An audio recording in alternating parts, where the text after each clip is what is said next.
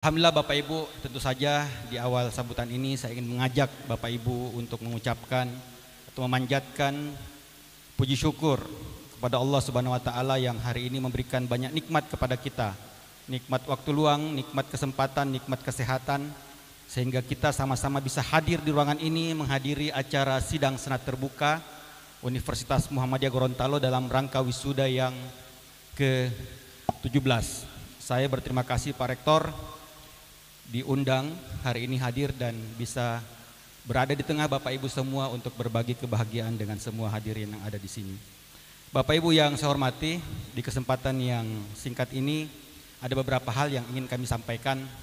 Yang pertama, kami ingin menyampaikan selamat kepada Universitas Muhammadiyah Gorontalo karena pekan lalu tanggal 8 Maret 2023 ada satu SK Prodi yang baru yang terbit, yaitu SK Menteri nomor 257 tentang pembukaan program studi pendidikan IPA di Universitas Muhammadiyah Gorontalo.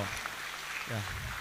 Kami berilmu yang kalian dapatkan selama bisa bermanfaat dan mengantarkan kalian ke kesuksesan. Salah satu indikator kinerja perguruan tinggi saat ini adalah kualitas lulusan. Jadi Pak Rektor, tahun depan seluruh alumni yang diwisuda hari ini itu harus dilacak pergerakannya melalui tracer study untuk melihat bagaimana kemudian keberhasilan lulusan kita yang menandakan kualitas dari kinerja UMGO. Kita akan melacak berapa lama masa tunggu alumni kita sebelum kemudian diserap dunia kerja. Bahkan kita akan mendata seberapa layak penghasilan yang mereka terima, karena kementerian telah menetapkan standar minimal yaitu 1,2 kali dari UMR. Dan tentu saja Bapak Ibu, harapan kita seluruh wisudawan yang hari ini dilantik menjadi sarjana kemudian tidak ada yang menjadi pengangguran atau menambah daftar panjang jumlah pengangguran kita di Indonesia. Kita bersyukur Bapak Ibu, di tahun 2022 di bulan Agustus BPS merilis data jumlah pengangguran Indonesia saat ini sudah berkurang. Dari tahun lalu kita ada di angka 9 juta orang, sekarang itu sudah ada di angka 8,6 juta orang. Jadi ada pengurangan jumlah pengangguran. Namun yang masih kita perlu waspadai atau perlu kita khawatirkan karena hampir 10% diantaranya merupakan lulusan perguruan tinggi, baik itu dari perguruan tinggi akademik maupun dari perguruan tinggi vokasi. Jadi saya rasa banyak hal yang harus kita lakukan Pak Rektor untuk menyiapkan lulusan kita untuk bisa relevan di dunia kerja. Ada beberapa faktor yang menyebabkan tingginya angka pengangguran. Yang pertama, ini mungkin tidak bisa kita hindari, yaitu kemajuan teknologi. Di satu sisi teknologi memudahkan kehidupan kita, namun di sisi lain kecanggihan teknologi, kemajuan teknologi informasi dan komunikasi mengakibatkan berkurangnya jumlah pekerjaan yang dikerjakan oleh manusia karena digantikan oleh mesin dan robot. Ini tidak bisa kita hindari, kita hanya bisa menerimanya.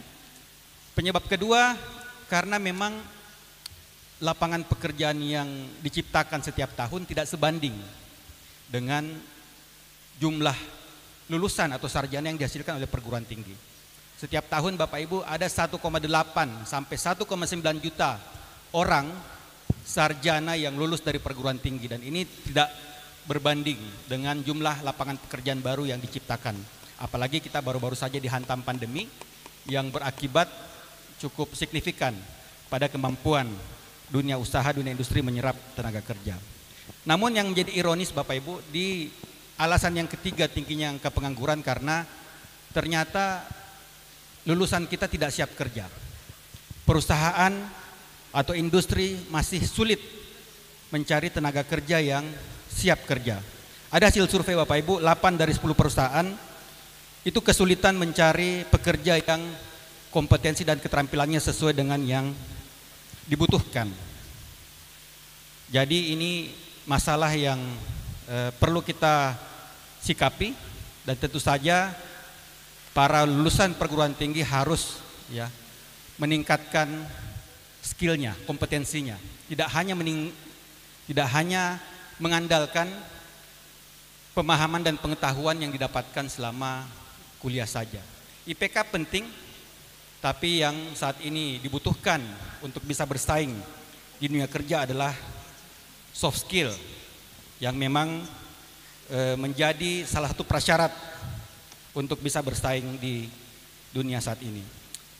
Ada riset dari Harvard dan Stanford Bapak Ibu bahwa 85% kesuksesan lulusan perguruan tinggi di dunia kerja itu dipengaruhi oleh penguasaan terhadap soft skillnya dibandingkan hard skillnya. Oleh karena itu, para lulusan, para sarjana yang hari ini dilantik menjadi sarjana, jangan pernah berhenti belajar, tingkatkan penguasaan kalian akan pengetahuan, akan keterampilan dan perilaku yang memang relevan dibutuhkan oleh dunia industri saat ini.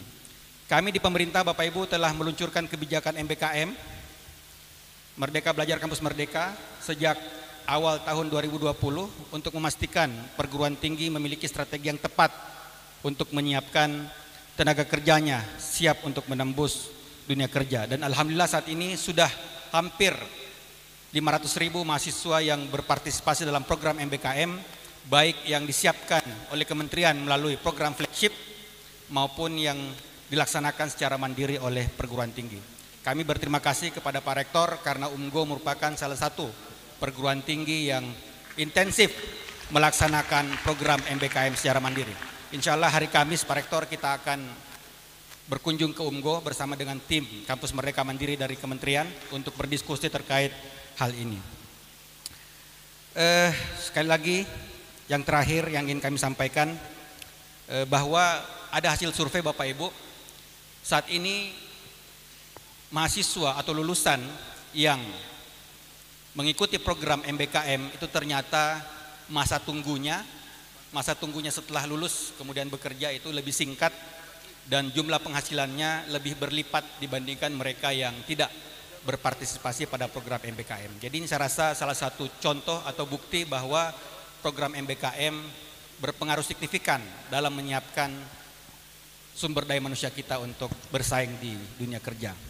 Sekali lagi selamat kepada para wisudawan, namun seberapa kuat pun kalian menguasai pengetahuan, kompetensi dan keterampilan yang dibutuhkan untuk bersaing, namun hal itu tidak ada artinya, tidak ada gunanya kalau tidak ada pertolongan dari Allah Subhanahu wa taala dan doa dan dukungan dari orang tua. Jadi jangan lupa untuk terus berbakti kepada orang tua kita, mendoakan orang tua kita dan mencari ridhonya, karena ridha Allah fi ridal walidain wa suhtullah fi suhtul walidain. Ridha Allah terdapat pada ridha orang tua dan kemarahan Allah terdapat pada kemarahan orang tua. Saya rasa itu yang bisa kami sampaikan pada sambutan kali ini. Sekali lagi kami ucapkan selamat kepada seluruh lulusan. Semoga ilmu yang kalian dapatkan selama kuliah di UMGO bisa mengantarkan kalian untuk menjemput kesuksesan di masa yang akan datang. Terima kasih. Wabillahi taufiq wal hidayah. Assalamualaikum warahmatullahi wabarakatuh.